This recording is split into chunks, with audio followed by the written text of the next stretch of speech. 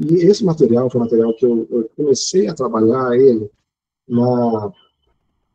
para dar uma aula para oitava jovem, num retiro da oitava jovem. Eles pediram para dar uma aula na quarta tarde lá, nesse tema da presença de Deus.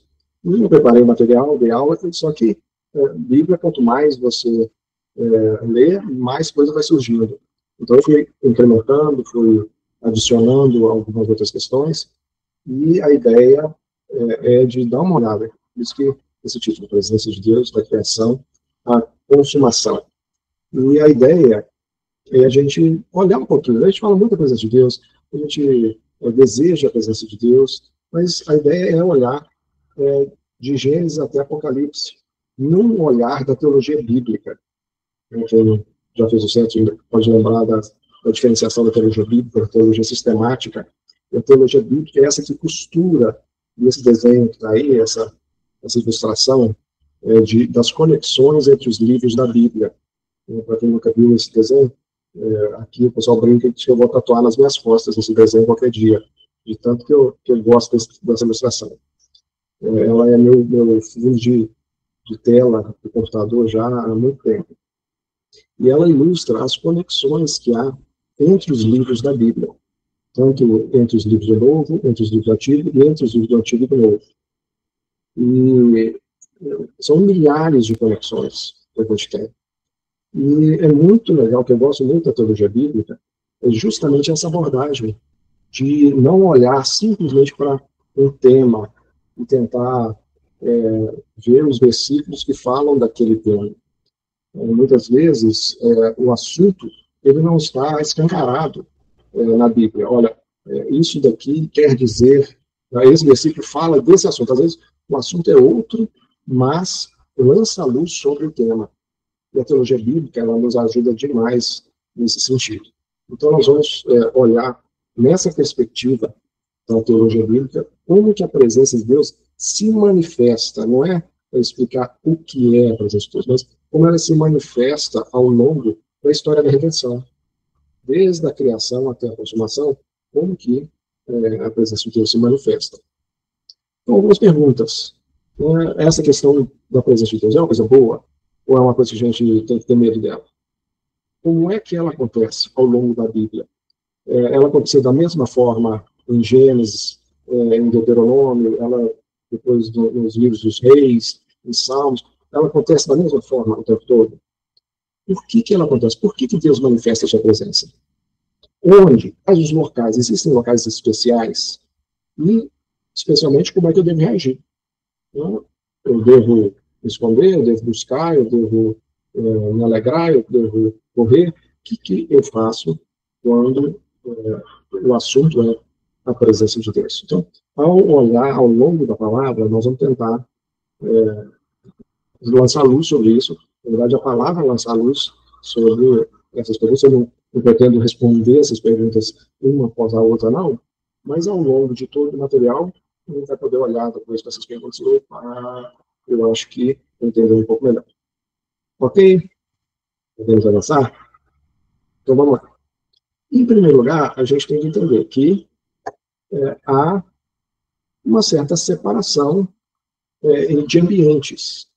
Nós temos a Terra, que é um ambiente natural, onde tem plantas, animais, humanos, rochas, nuvens, água, terra. É um plano natural, é a Terra. Mas também nós temos um plano celestial, os céus, onde nós entendemos que o ambiente espiritual acontece. Eles não são plenamente separados. Desde o início, né, em primeiro lugar, dos céus, Deus criou a Terra. Então, há uma ponte, vamos dizer assim, que não isola os dois ambientes, eles não são isolados. Não para nós, muito menos para Deus. Agora, quando esses dois ambientes se tocam de uma forma mais explícita, quando os céus tocam a Terra, porque é impossível para a Terra subir aos céus, é possível que aquilo que é natural, por si só, se tornar sobrenatural. Mas o contrário não. Aquilo que é espiritual, sobrenatural, ele pode tocar o natural. Quando essas duas esferas se tocam, é o que a gente entende na Bíblia como um templo. O que é o templo? É quando, vamos supor que um olhar mais pagão, é quando os deuses tocam a terra. Então você tem templos dos deuses mais diversos. Você vai na Índia, tem um templo para os deuses mais diferentes possíveis. Mas quando nós pensamos no Deus vivo e verdadeiro, isso também acontece. Biblicamente, um lugar onde Deus toca a terra é um lugar sagrado. O sagrado entra dentro do natural e aí constitui-se um templo. Em que sentido? Onde Deus se relaciona com a humanidade. Então, esse é o nosso conceito. Então, quando Deus manifesta a sua presença, aquele local onde ele manifesta a sua presença, de alguma forma, pode ser temporário, pode ser permanente. Ele se torna um templo. Temporário por quê? Em alguns momentos a gente vai ver, Deus se manifesta, os humanos que recebem aquela manifestação têm uma reação e entendem que aquele lugar era um lugar especial. Então, isso aqui não é um lugar qualquer. E a gente vai ver que, mais para frente, já começa a se tornar algo mais permanente. Ok? Então, onde que a gente tem o primeiro templo, vamos dizer assim? Onde que Deus se manifesta pela primeira vez à humanidade? É justamente na criação da humanidade. Deus vai criar Adão e Eva e vai colocá-los num lugar. E o Éden, onde Deus coloca Adão e Eva, é identificado biblicamente como o primeiro templo. Porque o Éden não é toda a criação. O Éden é o local onde Deus se relaciona com a sua criação. Onde homem e criador se relacionam. Nesse sentido, o Éden é o templo original. É o lugar, vamos dizer assim, primário onde Deus passa a se relacionar com a humanidade. Ao fazer a humanidade imagem e semelhança dele, e dizer assim, sejam fecundos e povoem toda a terra. A ideia era, através da criação, através da sua imagem, Deus espalharia toda a sua glória por toda a criação. Mas onde é que isso começa? Isso começa com o Éden. Né? A ideia principal era encher a terra da glória, encher toda a criação da glória de Deus, através do reflexo da sua glória na sua imagem. Então, quando a gente fala, né, nós somos imagem de Deus, tem essa ideia de representação. É interessante que Deus proíbe o seu povo de fazer qualquer tipo de imagem. E é a mesma proibição, o mesmo termo para imagem de escultura, é o termo que é usado em Gênesis 1 e 2 para que o fato de o homem e a mulher terem sido feitos à imagem de Deus. Então, não é proibido para o homem fazer imagens, porque Deus já fez essa imagem, que é a própria humanidade. A gente vai ver que a coisa complica um pouco mais para frente. Mas nós somos veículos da glória de Deus sobre a terra. É interessante porque o próprio formato da criação se assemelha um pouco com o formato lá do tabernáculo e do templo, depois que Deus mandou Moisés e depois Davi e Salomão construíram, né? O tabernáculo com Moisés e o templo com Davi e Salomão. Em que sentido? Essa figura circular ilustra o que está do lado de fora é toda a criação. Deixa eu achar aqui a minha canetinha.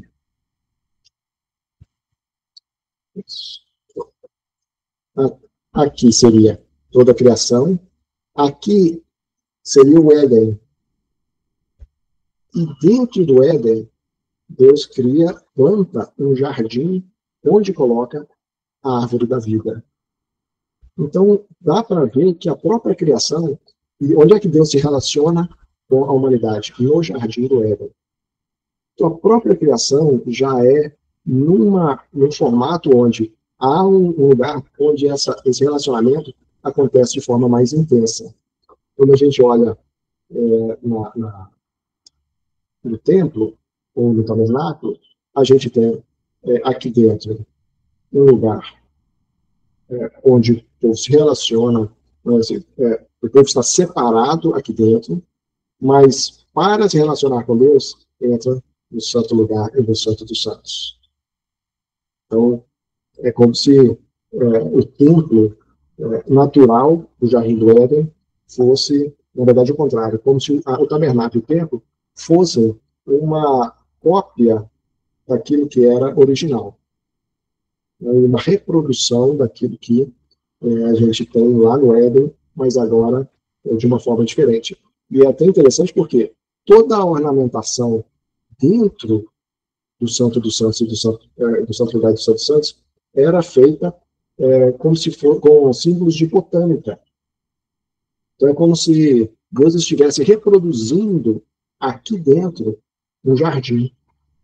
E os sacerdotes que entravam dentro do Santo Lugar e do Santo dos Santos é como se eles estivessem num ambiente de jardim, sendo que alguns sustentam que a menorá, que é aquele candelabro, seria a representatividade da árvore da vida. Então, só para a gente ver alguns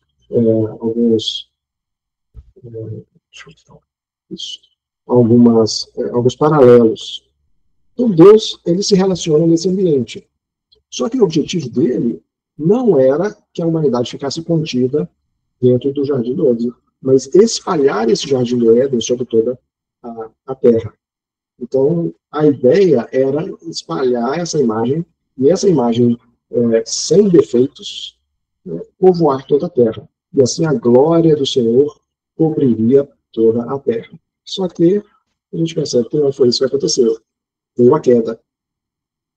E essa imagem e essa semelhança foram distorcidas. E agora o homem e a mulher são expulsos do Éden, são expulsos desse jardim, são expulsos desse lugar de relacionamento com o seu Criador.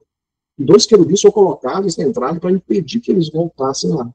Porque a promessa de que eles certamente morreriam, com certeza, ela seria levada até fisicamente a cabo se eles como pecadores, estivessem na presença de Deus, na presença do Criador. E agora, qual que é o drama?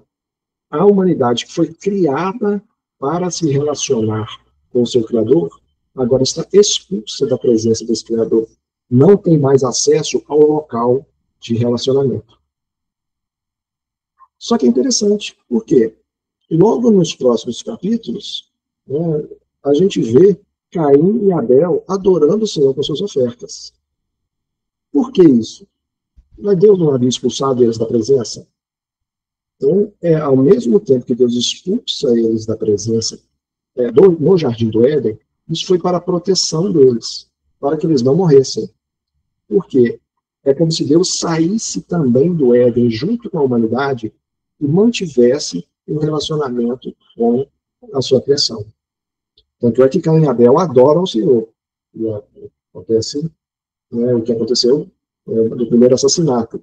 Mas mesmo fora do Éden, Deus continua se relacionando. Só que agora entra um outro elemento, que é o elemento do altar. Quando o homem busca o Senhor, esse altar, que é erigido nesse local de busca do Senhor, vai representar algo muito importante nesse relacionamento. Caim é rejeitado por causa do assassinato, e aí é expulso mais ainda da presença. Agora ele é expulso não só da presença do Éden, mas expulso também do relacionamento com Deus. A sua linhagem vai crescer com essa completamente alheia ao relacionamento com Deus. Mas quando Sete nasce, para substituir Abel na linhagem, é interessante que fala assim, a Sete, Gênesis 4:26, nasceu-lhe Enos, daí se começou a invocar o nome do Senhor. E aí entra outro elemento da questão da presença. Invocar o nome do Senhor. O que significaria isso? Agora nós temos que lembrar que o homem não está mais na presença de Deus constante. Então, invocar o nome do Senhor é a forma que a Bíblia trata de o homem buscar de novo essa presença. Só que ele é pecador. Então, ele não pode estar nessa presença o tempo todo. Ele precisa de algumas questões que sejam resolvidas, e aí a questão do sacrifício, do derramar do sangue, a gente vai ver isso com Noé, né? Quando Noé sai da arca, ele sacrifica, erige um altar e sacrifica, derrama o sangue, por quê? Entra esse conceito de que estar na presença do Senhor precisa haver um derramamento de sangue, porque a morte é o resultado direto da consequência da queda. E aí esse altar começa a fazer parte do dia a dia de todos aqueles da linhagem que vão interagir com o Senhor. Então a gente vê lá em Gênesis 8:20, levantou Noé um altar ao Senhor, assim que ele sai da arca. Abrão, diz lá em Gênesis 12, apareceu o Senhor a Abrão, ali edificou Abrão um altar ao Senhor que lhe aparecera. Ele invocou o nome do Senhor. Está vendo como é que as duas coisas já começam a caminhar juntas? Então, não é o homem que sai correndo atrás de Deus. Deus busca o homem para completar os seus planos. E aí, aqui a gente tem o Senhor aparecendo a Abraão. Naquele lugar onde apareceu, Abraão erigiu um altar e invocou o nome do Senhor. Então, essa é a dinâmica, especialmente na época dos patriarcas. E a gente vai ver, vocês vão lembrar, lá de Paulo, aos Romanos. Como invocar o nome do Senhor se nunca ouviram falar dele? Ele vai usar aquele como conformosos são os pés que anunciam boas novas. Então, isso aí a coisa vai conectando até o final da Bíblia. Abraão e Isaac, Gênesis 22, é o sacrifício, ou quase sacrifício de Isaac. Então, Abraão, o Senhor pede a ele para sacrificar o seu filho, ele vai, monta um altar, e na hora do sacrifício o anjo impede, e aí o cordeiro é sacrificado no lugar. Então, essa dinâmica de buscar o Senhor, de obedecer o Senhor, de sacrificar ao Senhor, passa a ser algo do relacionamento dos patriarcas, ou do povo de Deus com ele. E nesse momento, com Abraão e Isaac, também tem uma coisa importante, que é o princípio da substituição, onde um cordeiro foi morto no lugar de Isaac. Então, a gente vai ver isso também apontando para Jesus lá na frente. Mas tem uma outra questão com Jesus que é muito interessante, que a Isaac também, né, vai ver em Gênesis 26, 28, a gente vai ver com Isaac, com Jacó, também eles erigindo altares, eles adorando o Senhor, mas tem um momento quando Jacó tem a visão da escada celestial. Ele estava dormindo, e aí ele tem essa visão, e ele vê uma escada conectando aquele lugar onde ele estava aos céus, e anjos subiam e desciam aquela escada. E aí vem essa frase dele: na verdade, o Senhor está neste lugar, e eu não sabia. Quão temível é este lugar? É a casa de Deus, Betel, né? É a casa de Deus, a porta dos céus. Olha que interessante a visão dele, né? Isso aqui não é um lugar qualquer. Isso aqui é a casa de Deus. É a porta dos céus, por quê? Há uma conexão direta com os céus nesse lugar. Isso chama a atenção dele de tal forma que ele erige altar ali naquele lugar também e adora o Senhor. Sim, Denilson. Não, é a pessoa que estava com o som ligado aí, mas já desligou. Achei que foi com aquela participação fantástica. Agora, isso remete vocês a alguma questão lá do Novo Testamento? Essa passagem da escada com os anjos, o Betel, a porta dos céus. Lembram de alguma coisa do Novo Testamento? Sim, Flávio. A passagem onde Jesus fala lá com Bartolomeu, se não me engano, né, que ele viu debaixo da figueira, ele fica admirado. E aí Jesus responde assim, olha, isso é o mínimo, você vai ver ainda os anjos do céu subindo e descendo sobre o Filho do Homem. Então a visão da escada, ela remete ao próprio Jesus, que ele é o caminho para ser alcançado. Não existe outra forma de se chegar a Deus senão por ele. Exatamente, exatamente. Ou seja, a presença de Deus. Eu sou ruim de nomes também, claro, mas eu acho que era Natanael. A gente pode checar depois. Eu confundo os dois, viu? Eu confesso que eu confundo o Bartolomeu com o Natanael e chego a achar que é o mesmo. Mas os nomes são parecidos mesmo. E é exatamente isso. Então, quando Jesus fala, né, olha, você está espantado porque eu te disse que divide debaixo da figueira, né, vocês vão ver coisas muito maiores que essa. Na verdade, vocês vão ver anjos subindo e descendo sobre o Filho do Homem. Ou seja, é exatamente o que você diz. Eu sou essa presença de Deus, né? A casa de Deus, a porta dos céus. Eu sou essa conexão com os céus, né? O próprio Deus presente, né? O Senhor está nesse lugar. Então, acontece isso lá. Só que continua, por exemplo, com Moisés diante da sarça, é um outro momento. E aí o Senhor fala com ele assim, tira as sandálias dos pés, porque o lugar em que estás é a terra santa. Ou seja, ali não é um lugar qualquer, é um lugar especial. E a entrega, assim, a rendição é completa. Né? Essa ideia do tirar as sandálias. A gente tem que lembrar que esse é um costume, até hoje, no Oriente Médio. As pessoas não entram, muitas vezes, em templos calçando o seu calçado. Tira o sapato por respeito. Então, isso é uma coisa cultural, mas também essa indicação, né, de que você está desnudado, vamos dizer assim, diante do Senhor. Contra os amalequitas, quando o Senhor concede a eles vitória contra os amalequitas, Moisés diz lá que ele edificou um altar e lhe chamou o Senhor, Yahvé, é a minha bandeira.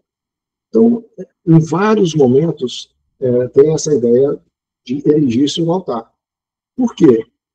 Porque Deus não tinha uma residência fixa sobre a terra. Então, onde ele encontrava com o seu povo, as pessoas reconheciam aquele lugar como um lugar especial. E erigiam um altar. Muitas vezes aqueles altares permaneciam por gerações e gerações e gerações. Até a gente chegar no Monte Sinai, quando o Senhor tem um encontro com Moisés e com seu povo também, para firmar a aliança. E diz no Êxodo 24, Moisés escreveu todas as palavras do Senhor e erigiu um altar ao pé do monte, e a glória do Senhor pousou sobre o monte Sinai. Então, vai na mesma dinâmica, mas agora o Senhor, esse pousar sobre o monte Sinai, implica um monte de coisa. Tem vários elementos nesse colocar-se sobre o monte Sinai que o Senhor vai trazer para o restante da sua caminhada com o seu povo. Em primeiro lugar, consagração. Então, Moisés é instruído a chamar todo o povo para se consagrar em santificação. Até o nosso tema aí do ano, né? Fenômenos sobrenaturais, trovões, raios, nuvens, sons de trombeta. O monte fumegava com a presença e o poder de Deus. Isso a gente vai ver depois da inauguração e na caminhada com o tabernáculo, depois da inauguração do templo, você vai ver esses fenômenos sobrenaturais acontecendo. Tem a questão da presença de Moisés como sacerdote. Então, o povo pede ele para representá-lo diante do Senhor. Vai lá, nós não queremos subir o monte, não, nós estamos com medo. Então, essa ideia do sacerdócio, de ter alguém entrando na presença de Deus pelo povo. E também a questão da santidade e dos limites. O povo não poderia se aproximar. Então, quando ele manda construir o tabernáculo, a mesma coisa. Era um lugar cercado, onde o povo não podia entrar de qualquer jeito. Haveria normas para essa aproximação da presença de Deus. Isso, o Monte Sinai, ele é icônico assim, para essa caminhada de Deus com o seu povo. E aí Deus manda, no próprio monte, Moisés construir o tabernáculo. É interessante que ele fala assim, me farão um santuário para que eu possa habitar no meio deles. Agora é diferente. Agora Deus não está aparecendo vez por outra para interagir e concretizar seus planos. Agora, pela primeira vez, ele vai falar: um lugar para que eu possa habitar no meio deles. Segundo tudo o que eu te mostrar, para o modelo do tabernáculo, para o modelo de todos os móveis, assim mesmo fareis.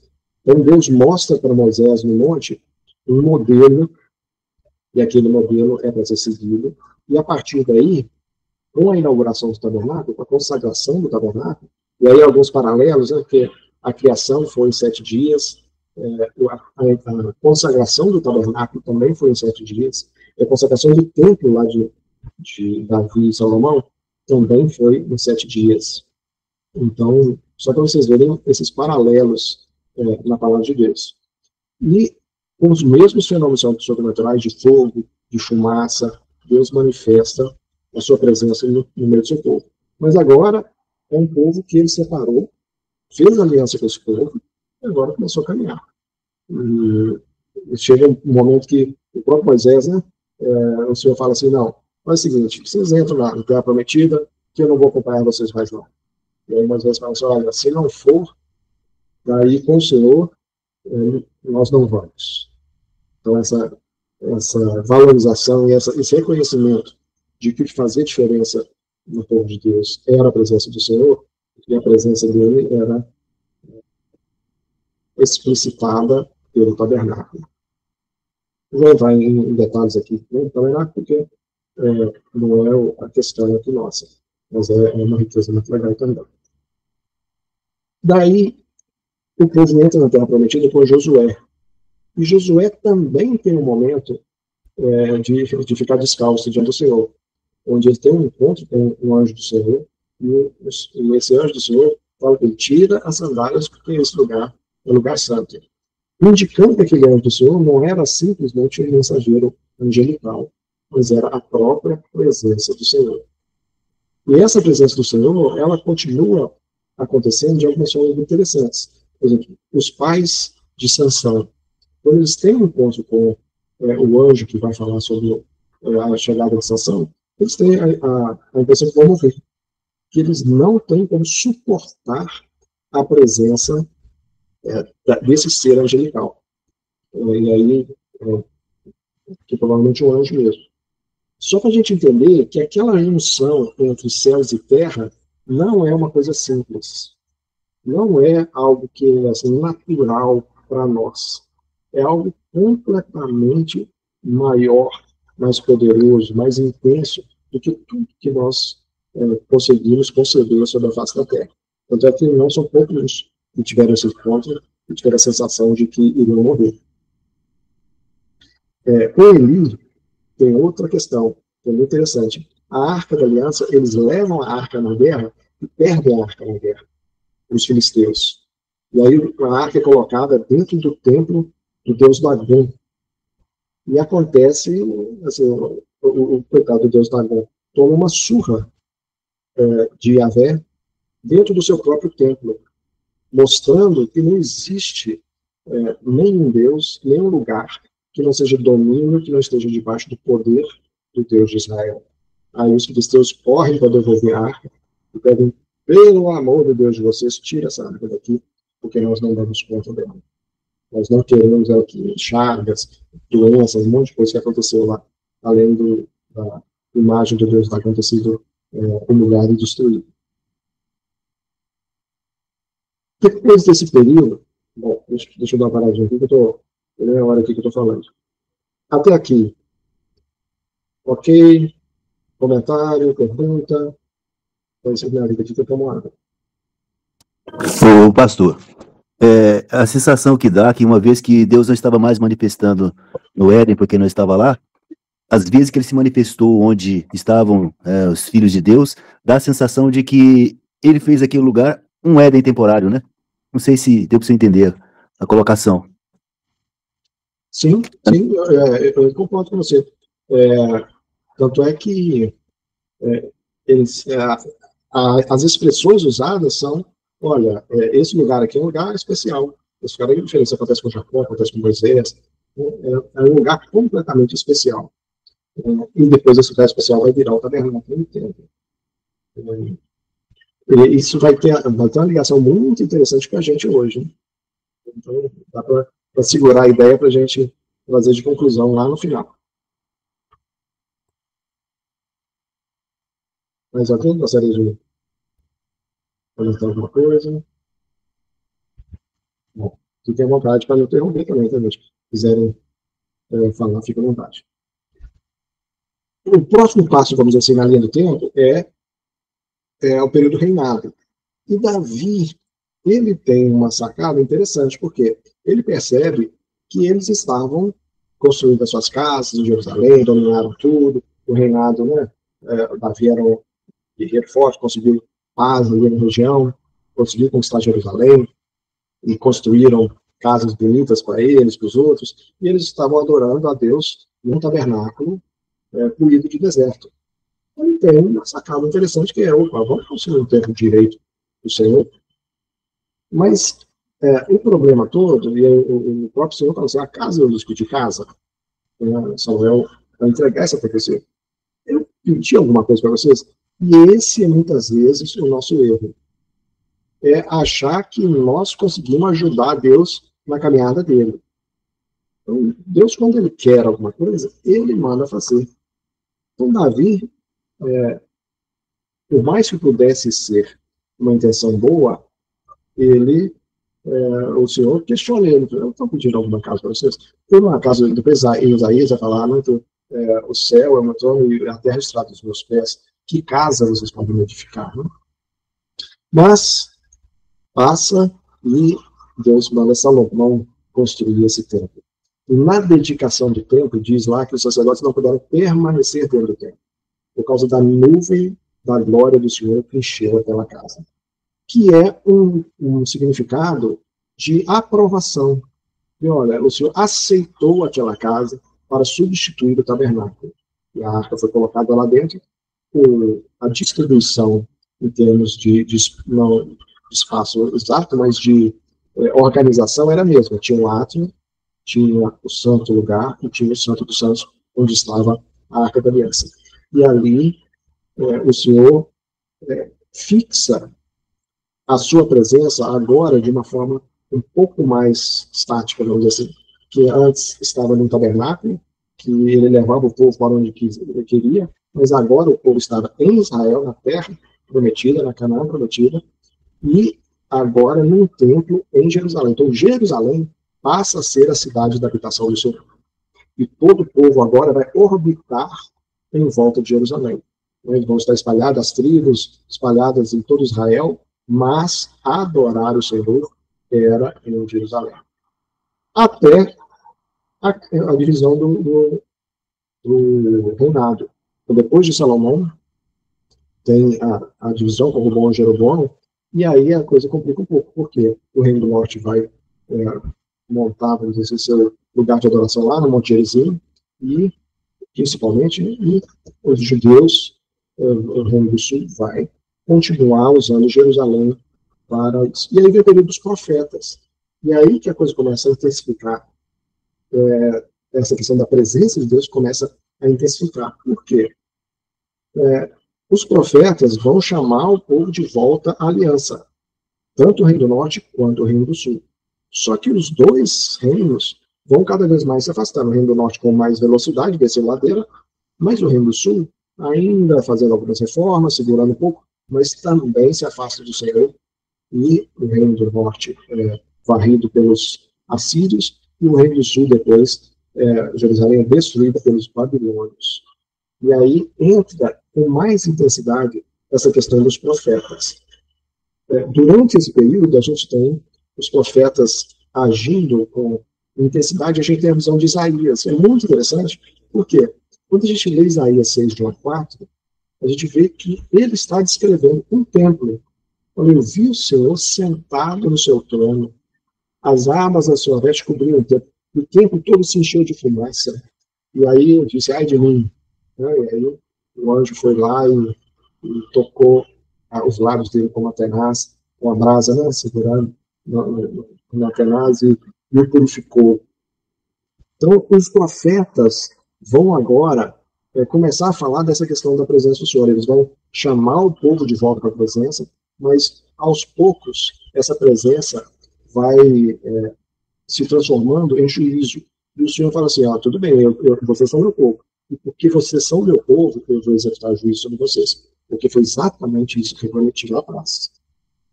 E aí, é interessante porque alguns conceitos que a gente vai ver lá no Novo Testamento, por exemplo, novos céus e nova terra, são conceitos dos profetas. O próprio Isaías é quem levanta essa questão, né, o Senhor, através de Isaías, de que haverá um dia onde ele faria novos céus e nova terra. Mas a questão fica dramática. Por quê? Com a invasão dos babilônios, eles destroem o templo.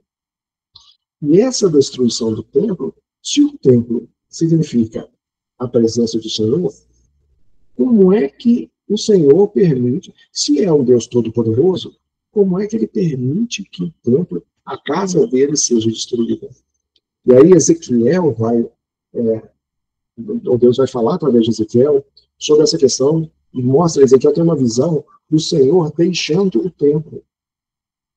O Senhor simplesmente abandona o templo de Israel, o templo de Jerusalém. Ezequiel 10 e 11 vai mostrar essa imagem, né, de uma carruagem com as rodas, os anjos, tá? E o Senhor deixando o templo pela porta do Oriente. É muito interessante, essa porta do Oriente. Só que ao mesmo tempo que ele o Senhor abandona o seu templo e deixa o templo à mercê dos babilônios para a destruição, ele diz, eu vou fazer uma nova aliança para vocês. Então, tinha uma aliança no Sinai, e agora Deus fala, eu vou fazer uma nova aliança para vocês. O espírito novo porei dentro deles. Tirarei da sua carne o coração de pedra e lhes darei o coração de carne. Então, ao mesmo tempo que executa juízo, ele fala assim, mas eu vou resolver essa questão. E aí os profetas vão começar a intensificar as promessas do Senhor do retorno do Senhor à terra. A gente vai ver isso em várias passagens, por exemplo, Isaías 40. Voz do que clama no deserto, preparai o caminho do Senhor, endireitai no ermo vereda das Deus. Todo vale será aterrado e nivelados todos os montes outeiros, que o tortuoso será retificado e os lugares escabrosos aplanados. A glória do Senhor se manifestará e toda a carne verá, pois a boca do Senhor o disse. Essa passagem, lembra de quem está falando?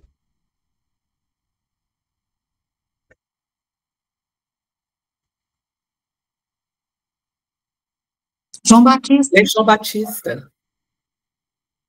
Voz do que clama no deserto. É a passagem que os evangelistas vão usar para falar do ministério de João Batista. Mas ele está preparando o caminho para quem?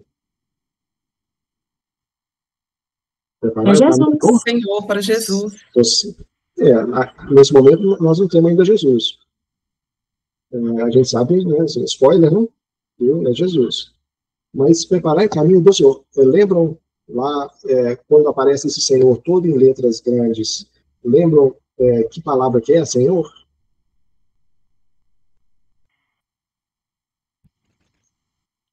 É o tetragrama. Oi? Yahvé? Alguém falou tetragrama, não foi William? Sim, falei o tetragrama. Isso. Exatamente, a mesma coisa. Yahvé, na verdade, é o que a gente acredita que seja o mais próximo, vamos dizer, se a gente consegue chegar, do que seria o som do tetragrama.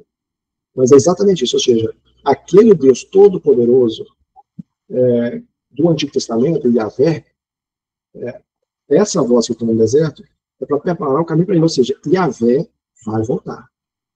Yahvé vai retornar. Isaías 52, exatamente o texto que Paulo usa lá em Romanos, que formosos são sobre os montes os pés do que anuncia as boas novas, o evangelho, que faz ouvir a paz, que anuncia as coisas boas, que faz ouvir a salvação, que diz a Sião, o teu Deus reina. Eis o grito dos atalaias, eles erguem a voz juntamente aos outros, porque os seus próprios olhos distintamente veem o retorno de Yahvé a Sião. Está vendo como é que vários textos vão começar a trabalhar isso? Isaías 35. Dizei aos desalentados de coração, sede fortes, não temais, eis o vosso Deus. A vingança vem, a retribuição de Deus. Ele vem e vos salvará. Então se abrirão os olhos dos cegos, se desimpedirão os ouvidos dos surdos, os coxos saltarão como serpes, e a língua dos mudos cantará. As águas arrebentarão no deserto e ribeiros no ermo. Agora, vamos lá daquela figura lá das conexões da Bíblia, Antigo Testamento. Esse texto lembra alguma coisa, alguma passagem específica da vida do ministério de Jesus? Passa aí no filminho aí dos evangelhos aí na sua cabeça.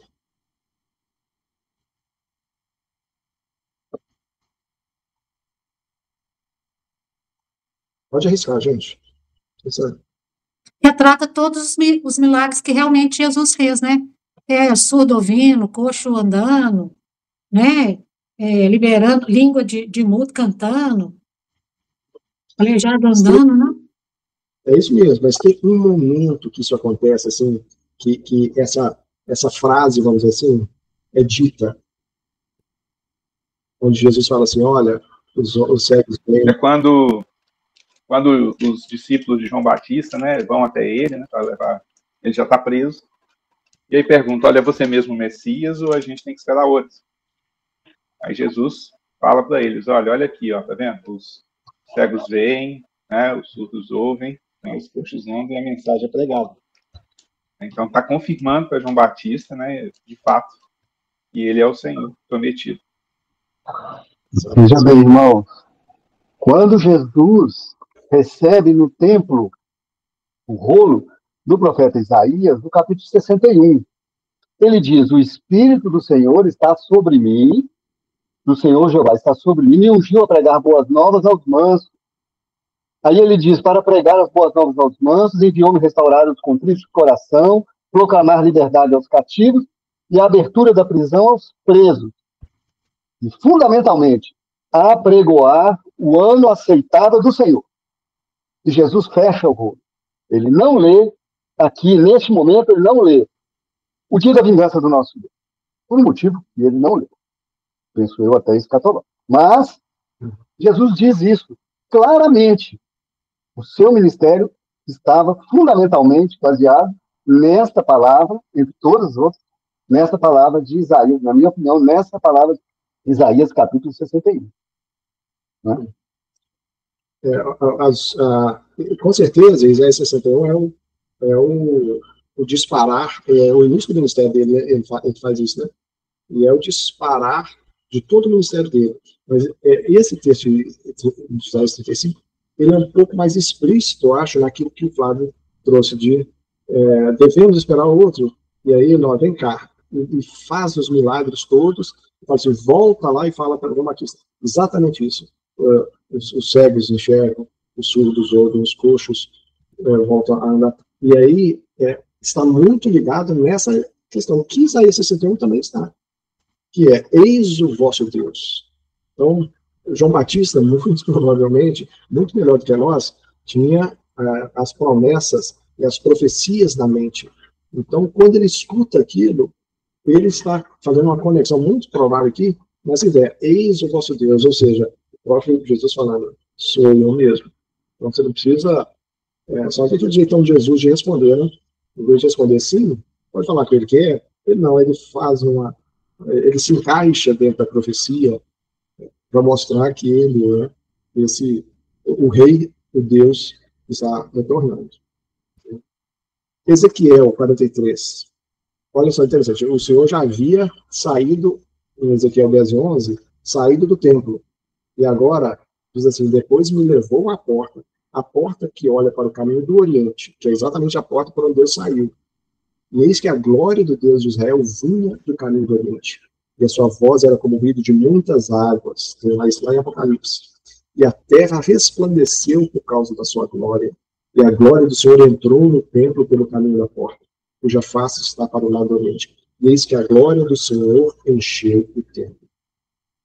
Então, isso são profecias que estão acontecendo agora, que o povo está carregando de volta quando eles estão voltando do cativeiro. Né? Tanto Isaías quanto Ezequiel, você tem Isaías, que é a época do pré e pós-cativeiro, você tem Ezequiel, que é a época do cativeiro, Sofonias, que é um pouco mais, diz assim, Canta ao filho de Sião, rejubila Israel, e o rei de Israel, Yahvé, está no meio de ti.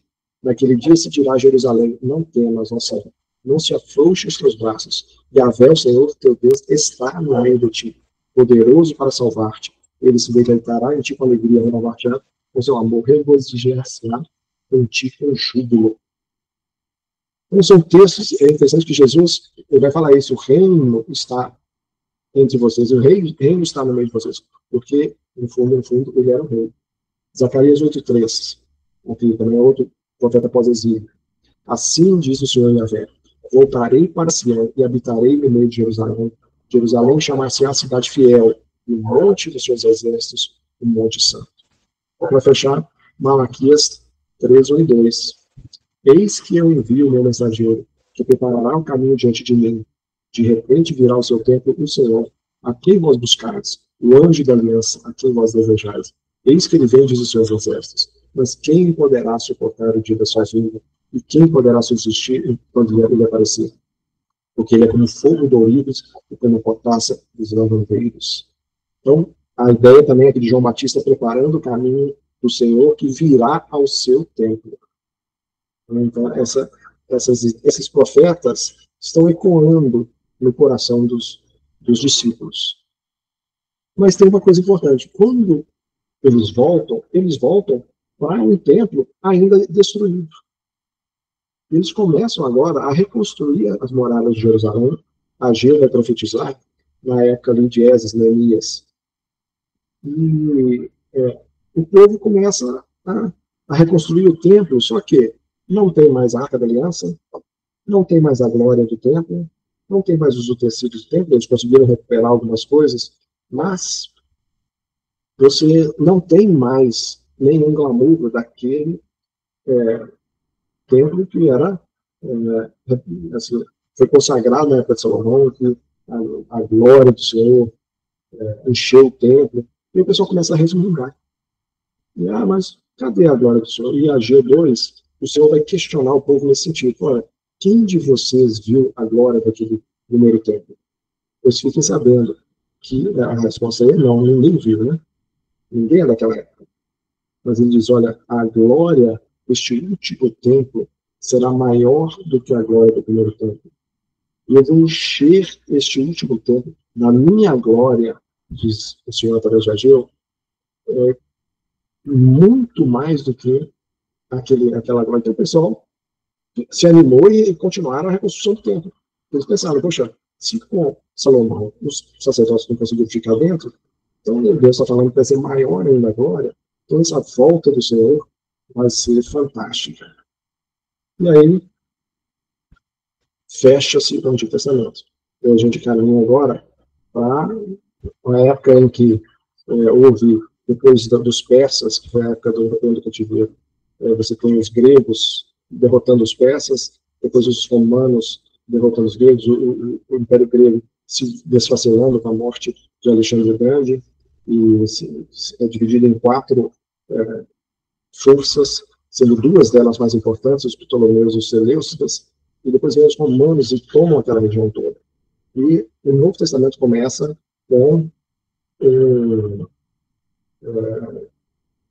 debaixo desse domínio romano. Só que vou dar uma pequena pausa aqui para aproveitar que vocês alguns aqui não conhecem, e eu vou fazer o meu jabá. Quem ainda não conhece o CETO, os nossos disclaimers.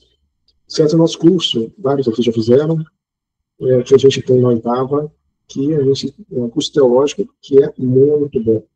Aí, quem quiser, depois na caixa de mensagem aí, foi aluno do CETO, deixar um testemunho, só para vocês conhecerem um pouco, essas são as matérias que a gente vê lá no curso.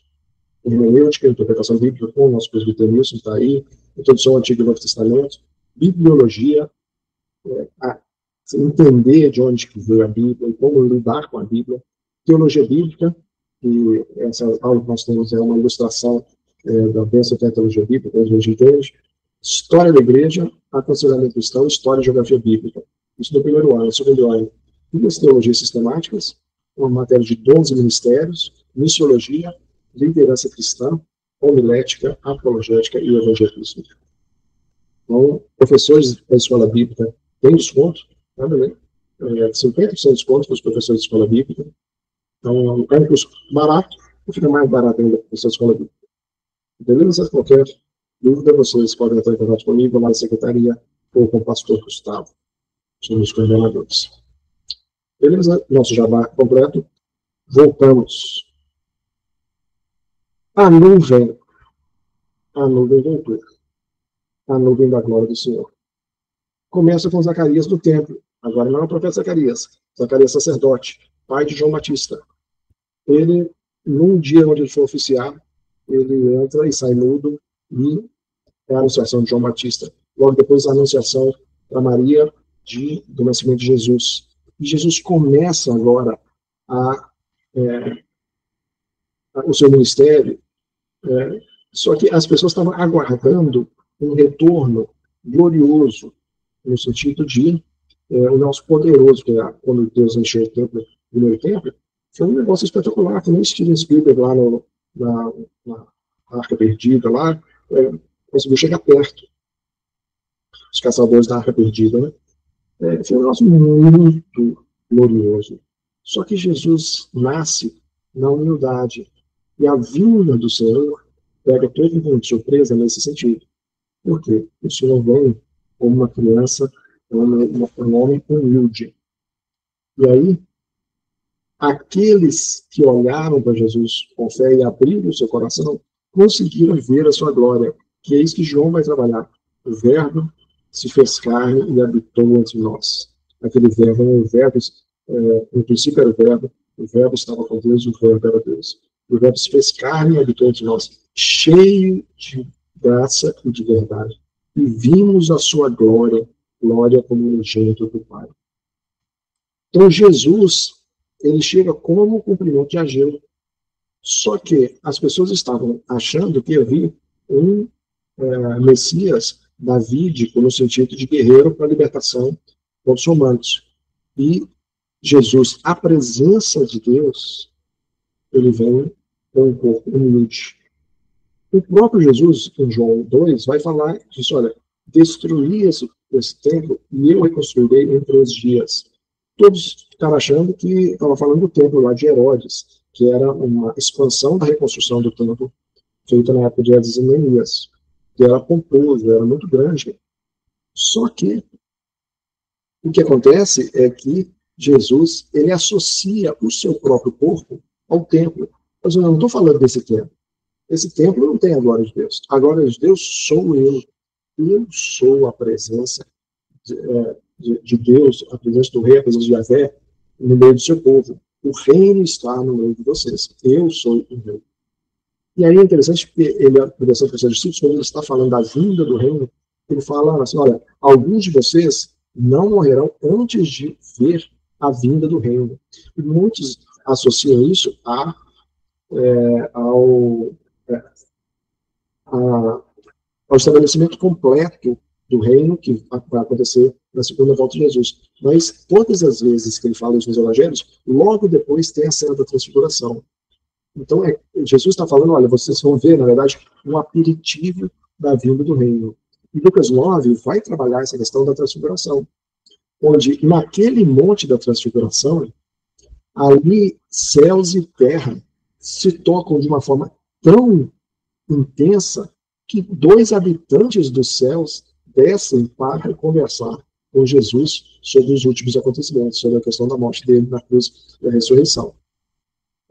Então, está vendo como é que essa questão do tocar céus e terra é algo assim, ali, vamos dizer assim, é o lugar para tirar sandálias. E a visão que Pedro, Tiago e João têm deixou eles aterrorizados. Ficaram assim, tremendo. Eles não sabiam, diz o texto que eles não sabiam o que falar. Então, e Pedro acaba que sempre fala um pouco mais, acabou falando bobagem. Então, a transfiguração é esse toque. E Paulo vai falar em Colossenses 2,9 que Jesus é a presença, é a plenitude da corporalidade do Senhor. Ou seja, é o Senhor encarnado, é a plenitude dele. Então, Jesus agora é essa nuvem que voltou. Jesus é a presença perfeita de Deus sobre a terra. E a morte de Jesus vai conectar as duas coisas. A ideia do santuário do Antigo Testamento, do Santo dos Santos, com o corpo de Jesus. Por quê? Quando Jesus morre, o véu do santuário, e aí esse véu do santuário é o que separa o santo lugar do Santo dos Santos, ele se rasga de alto a baixo, mostrando, e aí Hebreus vai falar disso de uma forma mais clara ainda, de que nós tivemos o acesso aberto ao Santo dos Santos pela morte de Jesus, pelo sangue de Jesus, pelo novo e pelo vivo caminho. Então, o templo feito de mãos humanas, ele perde todo o seu sentido com a presença do templo verdadeiro, que era o próprio Senhor. E essa era a dificuldade dos fariseus e dos sacerdotes, dos saduceus, que eles olhavam para o templo feito de mãos humanas, aguardando o enchimento daquele templo, e não conseguiram enxergar a presença do verdadeiro Deus andando no meio deles. E é interessante que, quando ele fala que a glória do segundo templo vai ser maior que a do primeiro, se você pensar que na glória do primeiro templo, só o sumo sacerdote poderia entrar dentro do Santo dos Santos uma vez por ano, só no dia da expiação. E agora, você tem o Senhor Jesus, o Deus vivo e verdadeiro, caminhando entre as pessoas, tocando nas pessoas, curando as pessoas, ensinando, entrando na casa das pessoas e fazendo refeições com as pessoas. E essa glória do Senhor era muito. Ele estava todos os dias com o povo, todos os dias curando, todos os dias ensinando, todos os dias amando o seu povo. Então, a glória deste segundo templo, último templo, que é Jesus, era muito maior que a glória do primeiro templo. Só que tem uma tensão. A tensão é: Jesus morreu, Jesus ressuscitou, e aí os discípulos falaram: pronto, agora ele venceu a morte, agora nós vamos partir para cima de Roma, nós vamos partir para cima de todo mundo, nós vamos partir para cima dos fariseus, nós vamos partir para cima dos saduceus, ninguém vai segurar a gente. Porque se o cara venceu a morte, não tem mais nada para ninguém. Aí Jesus falou assim: galera, tô indo embora. Galera, versão atualizadíssima da Bíblia, né? Ele diz assim: olha, eu estou indo para o Pai. E aí isso gera um drama para os discípulos. Porque Jesus era a presença de Deus. Agora que Deus, como é que Deus agora é ressurreto, venceu a morte, vai embora? Quem que vai ficar com a gente? Por isso que quando ele tem a conversa no cenáculo, dizendo que ele iria para o Pai, mas enviaria outro Consolador, ele fala assim: não se turbe o vosso coração. Eu vou para o Pai, vou preparar um lugar para vocês e vou enviar outro Consolador. Eu vou, mas outro vem no meu lugar. E isso vai fazer toda a diferença. Então, a morte, a gente dá muita ênfase à morte e à ressurreição de Jesus. E pouco se fala da ascensão de Jesus. Mas a ascensão, ela é muito importante, porque diz o texto bíblico que ele sobe aos céus e se senta à direita de Deus Pai, nesse templo nos céus.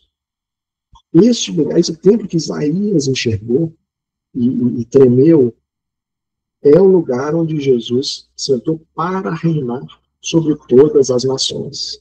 Então, se Jesus permanece na terra, o que a gente ia ter que gastar de passagem para ir lá em Jerusalém? Não. Imagina, todos os cristãos no mundo queriam conversar com Jesus, tinham que ir lá para Jerusalém, para casa de Jesus. Mas não, ele sobe aos céus e envia o Consolador. E aí agora, a gente já caminhando aqui para a reta final nossa, tem o Pentecoste. O Pentecoste precisava da ausência de Jesus, para que Deus pudesse estar presente em toda a sua igreja. O Espírito Santo é derramado como esse selo dessa nova aliança. Ele é a concretização dessa nova aliança. E é muito importante porque, olha só que interessante, pousam sobre cada um dos discípulos línguas como de fogo. E aí, se a gente olhar para trás, a gente tem lá no povo do deserto a presença de Deus como uma coluna de fogo. A gente tem lá no Monte Sinai, o monte inteiro fumegava. E agora, em vez de um lugar específico onde Deus está, Deus ele se democratiza, vamos dizer assim, né? Ele se faz presente em todos os seus, todos aqueles que lhe pertencem. Então, a presença de Deus, agora, antes do Antigo Testamento, era no templo, nos evangelhos passa a ser o Senhor Jesus, e a partir de Atos 2, o templo passa a ser as pessoas que creem em Cristo. E Deus faz morada em nós através do Espírito Santo. Então tem lá em Efésios, vós juntamente estáis sendo edificados para a habitação de Deus no Espírito. Estáis sendo edificados. O trabalho não está pronto. Ele está edificando a nós todos como igreja para a sua habitação. Pedro vai falar isso também. Foi até o texto pregado esse domingo agora que passou, né? Como pedras que vivem, sois edificados casa espiritual, para ser de sacerdócio santo. Então, todos os elementos lá do templo, que era uma casa, que era o ambiente onde Deus habitava, que tinha o sacerdócio, tudo isso agora se aplica à igreja. E nós somos transformados de glória em glória. Isso que eu posso dizer assim. E todos nós, com o rosto desvendado, contemplando como por espelho a glória do Senhor, somos transformados de glória em glória na sua própria imagem, como pelo Senhor o Espírito.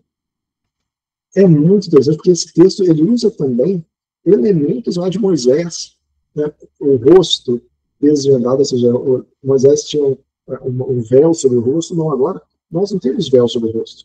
Nós estamos contemplando o Senhor, e nós, como por espelho, essa glória do Senhor vai nos transformando de glória em glória nessa imagem de Jesus.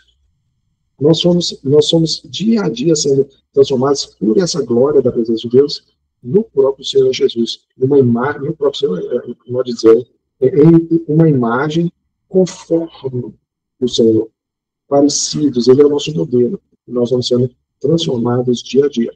E essa transformação, os discípulos entenderam bem, que demorou um pouquinho, mas eles entenderam que essa mensagem do Evangelho era para todas as nações. E aquilo que Deus havia falado para Adão e Eva, vocês vão ser fecundos e vão povoar toda a terra com a minha glória, através da imagem de vocês, agora ela é feita através da evangelização, onde os discípulos de Jesus, geração após geração, vão espalhando a mensagem do Evangelho por toda a terra, até o toque da última trombeta. Quando a trombeta soar, aí a coisa fecha de uma vez. O fim de todas as coisas é Cristo. Apocalipse 21 e 22 vai falar dessa morada definitiva e eterna de Deus com os homens. Onde o tabernáculo, fala lá em Apocalipse 21 e 22, eis o tabernáculo de Deus com os homens. Deus habitará com eles. E aí é interessante que no jardim existe, dentro dessa Nova Jerusalém, assim, no meio da sua praça está a árvore da vida. A árvore da vida que foi negado o acesso na queda, agora, para aqueles que são de Cristo, esse acesso agora é livre e irrestrito. O Espírito da noiva diz, ele vem. Aquele que ouve, diga, vem. Aquele que tem sede, venha. E quem quiser, receba de graça a água da vida. Então, o Apocalipse 21 e 22 vai concretizar essa ideia de Deus morando, nós morando com Deus, e Deus morando no meio dos homens. E essa habitação de Deus conosco é muito mais do que aquilo que aconteceu em Jerusalém.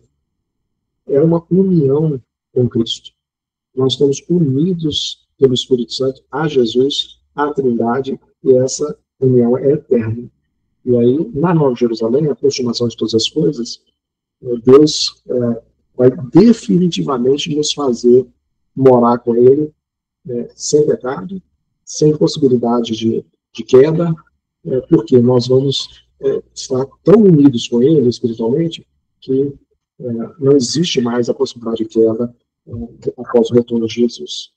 E aí a gente para pensar um pouquinho. Isso aí desde lá do Éden até o novo Éden, desde o jardim até o novo jardim. E agora? Né? Aí eu queria deixar algumas reflexões, quando a gente para pensar na nossa vida, a presença de Deus na minha vida. Em primeiro lugar, ele é para o nascido de novo.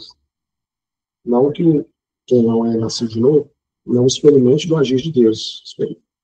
Deus age em todos, mas o relacionamento é só para nascer de novo.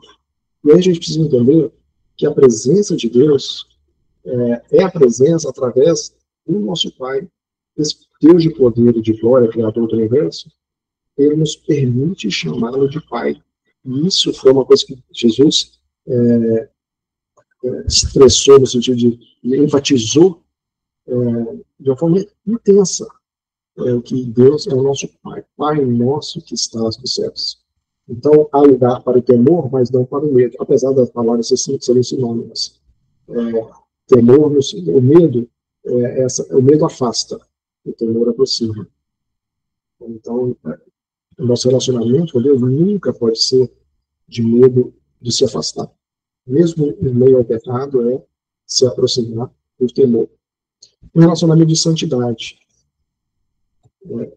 Nós estamos falando de um Deus que habita em nós. Não cabe outro tipo de vida que não seja uma vida santa. Todos nós temos lutas, todos nós temos calcanhares de Aquiles, mas a santidade não é opcional. Sede santos, como santo é o vosso Pai Celestial. E uma busca constante.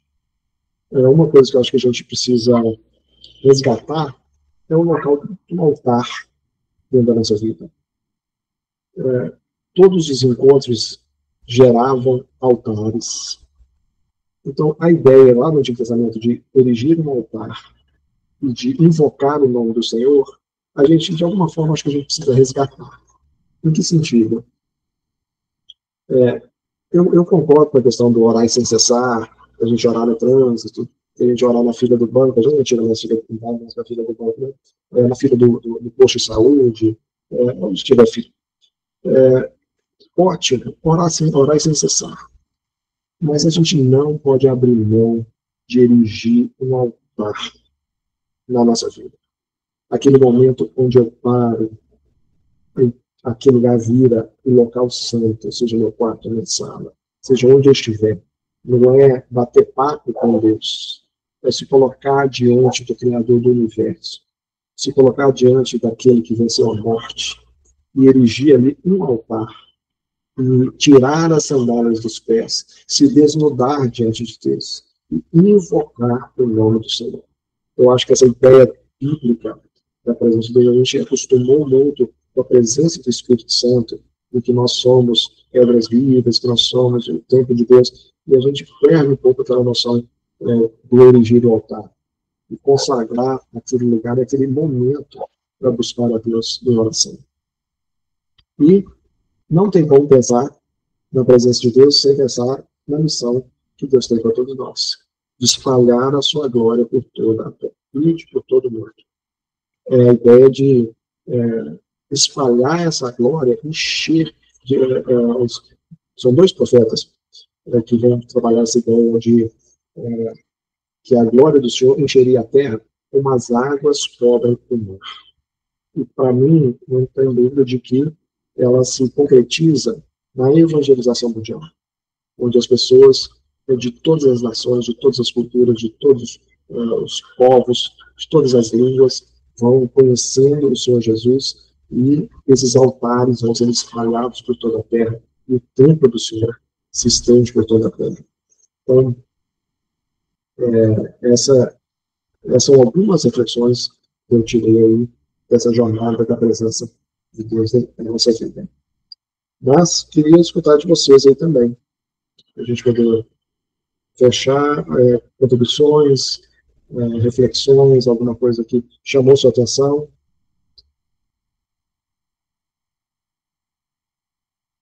Sim, Simone.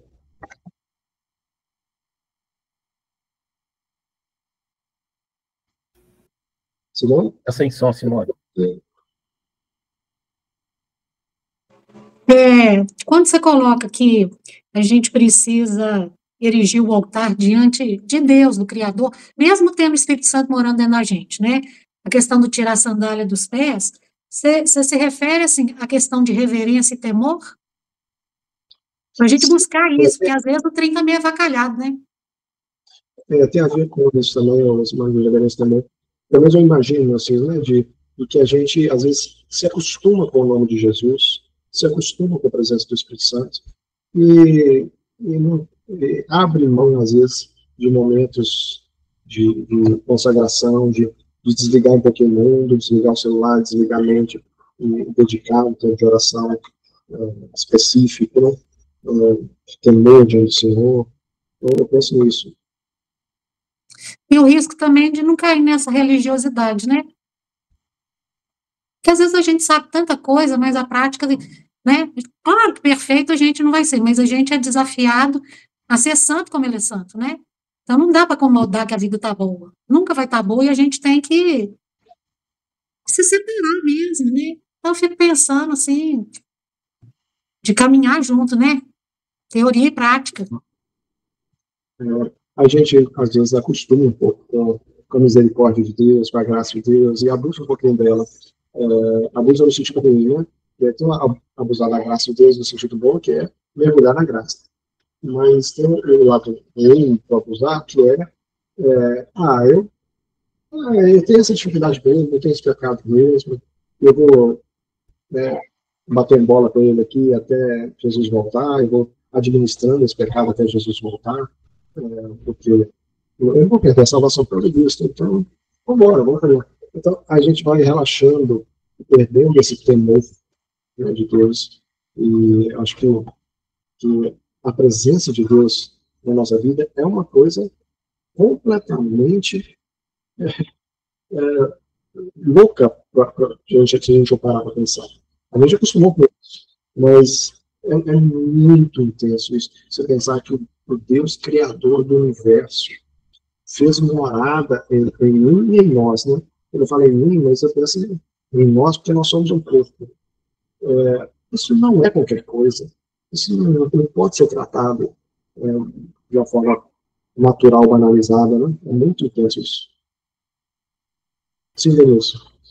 Nós, esse assunto nos chamou a responsabilidade, porque muitas vezes nós pensamos que ouvir o Evangelho são somente pessoas que ainda não aceitaram Jesus. Mas o Evangelho, ele tem que ser por nós, já crentes, lido, relido, estudado todos os dias, porque só através desse conhecimento do Evangelho, foi o que nós acabamos de ouvir, tudo isso aí fala do Evangelho de Boas Novas, que é a presença do Senhor. Nós vamos só ter e conhecer a Jesus e a presença de Deus quando nós nos disponibilizamos a ouvir, a ler e a pregar esse Evangelho. Porque o Evangelho não é só para quem não é crente, como se diz. Nós, eu repito, né, nós como professores ensinamos todos os domingos, mas essa necessidade de ter o Evangelho, de ouvir e pregar o Evangelho, é nossa. Igual hoje nós tivemos aí um conhecimento da presença do Senhor, através de quê? Através desse Evangelho que foi anunciado hoje, através da sua aula. É muito importante nós, a cada dia, nos participarmos desse método, né, pastor? Eu até, assim, dou uma sugestão, não sei se o pessoal concorda, nós tivéssemos aí, pelo menos umas 2 ou 3 vezes por ano, desse tipo de aula. Foi enriquecedor para nossas vidas mesmo. Eu acho que todo mundo concorda comigo, né? Porque foi muito bom, graças a Deus. Eu dou um pedido de oração, então, eu estou trabalhando num material sobre a ascensão de Jesus. E eu queria transformar isso numa aula, ou se não der umas 2 aulas, para a gente entender um pouco melhor essa ideia. É um livro que trata só da ascensão de Jesus. E eu mesmo estou lendo ele e estou assim, gente, eu achava que sabia alguma coisa. Aliás, eu sabia que não sabia muito, então por isso que eu busquei ler esse livro. Mas eu descobri que não sabia nada mesmo. Então, é um livro que vocês me ajudarem em oração aí, que eu quero passar ele para um formato de aula. E eu estou pensando também, tipo, alguma coisa assim, com os professores, os líderes. E aí a gente abre, mas o foco seria a gente caminhar junto e a gente aprendendo. Ei, pastor. Sim, né? Boa noite, gente. Passando mesmo só para agradecer, né? Apesar de ter chegado atrasado aqui, Eu acredito que nós, cristãos, que já temos uma caminhada, né?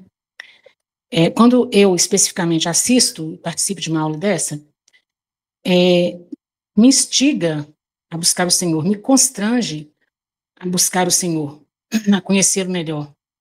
Porque a cada versículo dito a gente vai lembrando, e aquilo, como alguém falou aqui, vai ficando uma coisa, um lugar comum, né? A gente vai deixando cair nessa coisa do comum, quando, na verdade, a presença do Senhor, ela precisa realmente nos impactar, nos constranger a buscá-lo melhor, né? Então, eu saio dessa aula com vontade, né? Eu tenho pedido para o Senhor, assim, Deus, coloca cada vez mais desejo de te conhecer, com intimidade, de te buscar, né? E muitas vezes a gente está esperando que Deus faça um mover, assim, né, para a gente buscá-lo na leitura, na oração. E a gente, na verdade, a começar de mim, é preguiça.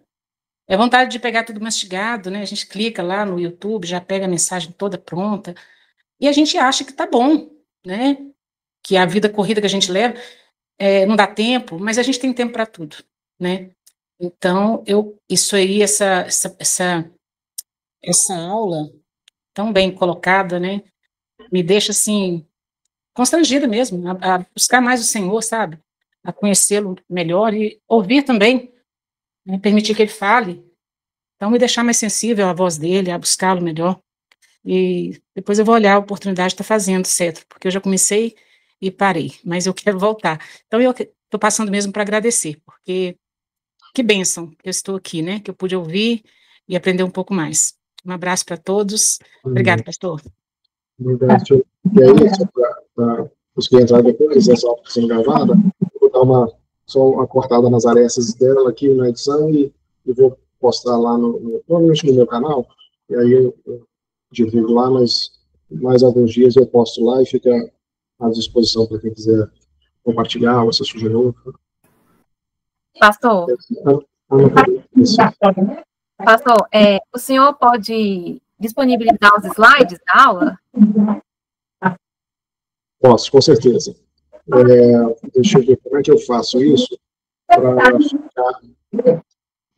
faz o seguinte, quem quiser, o WhatsApp aqui, quem quiser, eu mando o WhatsApp.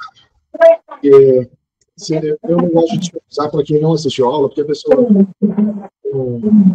não pega o que a gente realmente tratou. Então, vou disponibilizar. Então, vou colocar aqui o WhatsApp meu, e aí vocês me mandam uma mensagem e eu mando vocês aqui. Obrigada.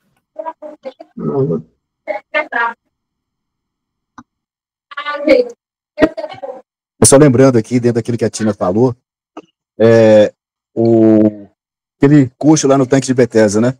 Já estou aqui, tem 38 anos, está tranquilo. Então ninguém me coloca na água mesmo. A vida espiritual que a gente vai levando, né? Eu estou aqui. Na hora que alguém me colocar na água, aí eu vou ser curado. Mas enquanto isso, o tempo vai passando, mas eu estou aqui, né? E é nessa hora, como uma aula dessa, que Jesus chega e pergunta: você quer ser curado? Senhor, eu estou acomodado aqui, ninguém me põe na água, mas eu estou aqui. Então o Senhor Jesus opera a bênção. Eu acho que eu faço a comparação que nessa noite foi essa sacudida que o Senhor nos deu, né? Já não vai ficar mais na alpendre, não vai ficar mais esperando a água ser agitada, porque o Senhor Jesus está presente. E quando ele está presente, não precisa esperar a água ser agitada, não. Ele já manda embora a enfermidade, ele já manda embora o procrastinar, né? Essa situação de comodismo, né? A Bíblia é um poço sem fundo, né?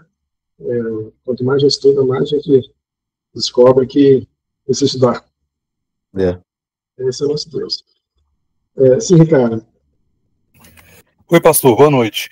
Eu queria ter feito uma pergunta e eu perdi o time, mas aí o senhor falou sobre a aula que você está preparando sobre a ascensão de Jesus e me veio à mente, eu queria ver se faz sentido, né? Porque lá em Gálatas 4 fala sobre a plenitude dos tempos, né? Se tem a ver com o momento da vinda de Jesus, essa ascensão no sentido da unificação de uma cultura, da unificação do idioma, que era o grego, que era meio, né, entre aspas, uma língua universal, de um Império Romano dominando o mundo inteiro, então era mais fácil dessa palavra ser espalhada?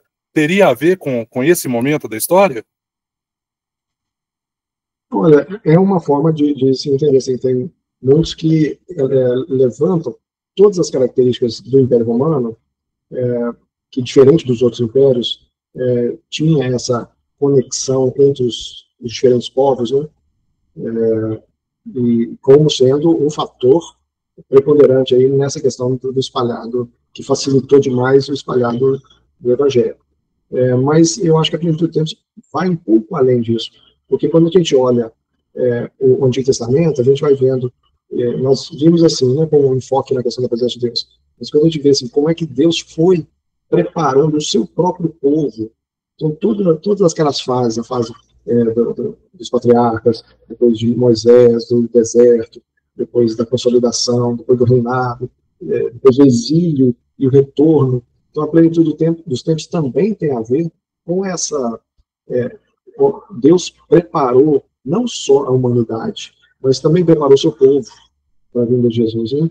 Então, nós vimos alguns textos de profetas. Né? Se a gente for mergulhar em como que, quanto mais chega perto da vinda de Jesus, mais os profetas intensificam as profecias messiânicas. Então, tem os dois lados, vamos dizer assim. Tem o lado da cultura, tem o lado do império, tá? Mas também tem o lado do povo de Deus, tem o lado da humanidade como um todo, que chegou à plenitude dos tempos. Obrigado, pastor. Cláudio está com a mão levantada aí também? Opa, estou aqui, pastor. Eu só queria, no último slide do senhor aí, o senhor colocou assim, temor sim, medo não. O senhor só tem como amplificar um pouquinho para a gente isso aí, porque esse é um assunto, temor e medo, que fica assim uma zona escura. E até, por exemplo, até que o senhor que é um especialista aí de Isaías, quando Isaías fala, ai de mim, para mim, chega aqui como medo. Se puder, se tiver tempo aí, se eu puder amplificar para nós, que é uma zona cinzenta aqui para a maioria de nós. Não, eu concordo com você claramente. Tanto é que eu falei que os dois são sinônimos, né?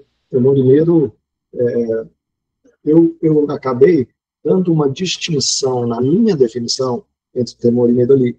Mas se você olhar biblicamente, eu iria um pouco além. Eu acho que não foi medo que Isaías tirou, foi pavor. Eu acho que a presença de Deus, a glória de Deus é algo mas tão além da nossa pequenez, que uma lambida de um fogo que sai do trono de Deus nos extermina, e não tem como isso não nos gerar medo. Mas uma vez que eu passo a ter com Deus uma relação de pai para filho, esse medo deveria ser redimensionado. Não é mais um medo assim de Deus vai me matar, porque ele é meu pai.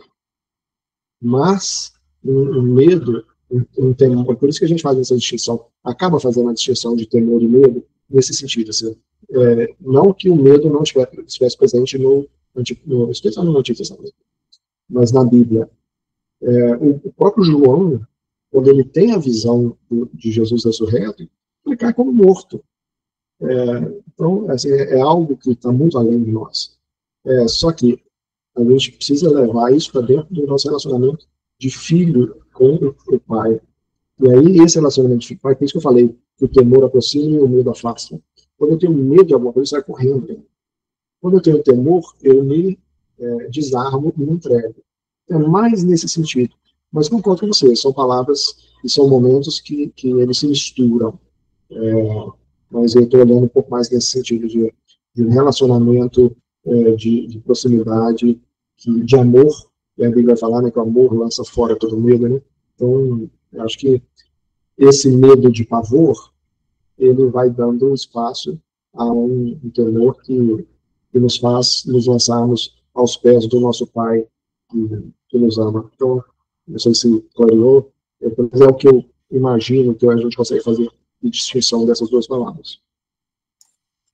Ok, pastor, obrigado.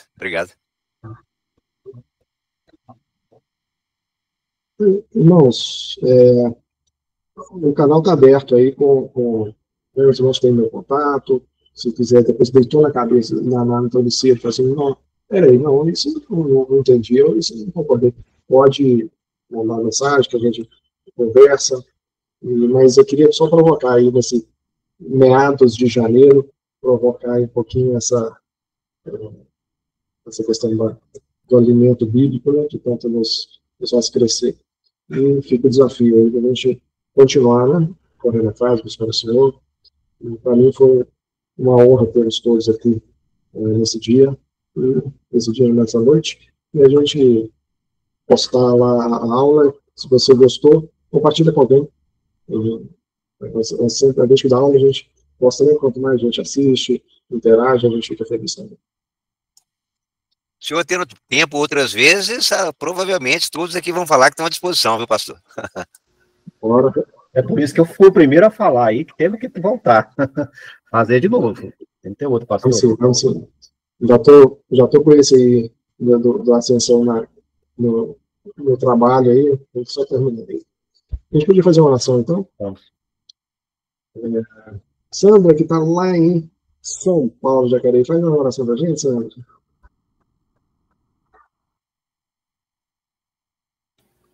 Não chegou lá ainda não, pastor. Os horários lá, diferente. É o áudio que foi, Sandra?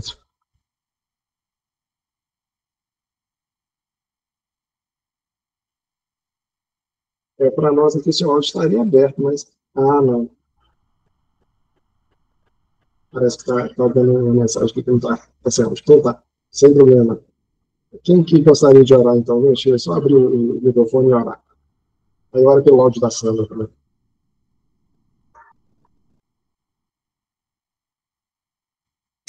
Deus, nós queremos te louvar e te agradecer por essa noite, pela liberdade e oportunidade, Deus, que nós tivemos, ó Deus, de estar meditando na tua palavra. Ó Deus, e muito obrigado, porque os planos do Senhor, ó Deus, eles nunca podem ser frustrados. Ó Deus, e a gente poder perceber de Gênesis a Apocalipse, ó Deus, que o Senhor está no controle de todas as coisas. Nós te louvamos, ó Deus, por ter sido encontrados pelo Senhor. Te louvamos, ó Deus, por sermos o templo do teu Espírito Santo.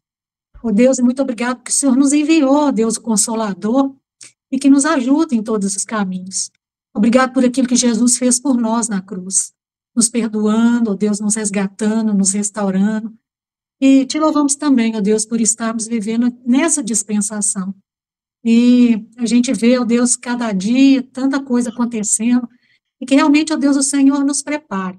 Que a gente possa, ó Deus, estar, ó Deus, com a nossa vida, ó Deus, buscando cada dia mais, ó Deus, o temor, ó Deus, o tremor, e buscar, ó Deus, de estarmos, ó Deus, em reverência diante do Senhor.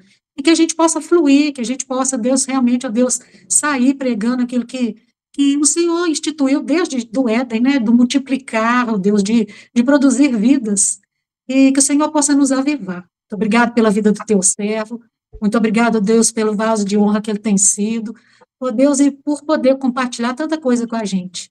Ó Deus, muito obrigado por cada um que pôde participar. Que o Senhor continue falando conosco, ó Deus, durante a noite. É o que nós te pedimos e te agradecemos em nome de Jesus. Amém. Amém. Obrigado, gente. Boa noite.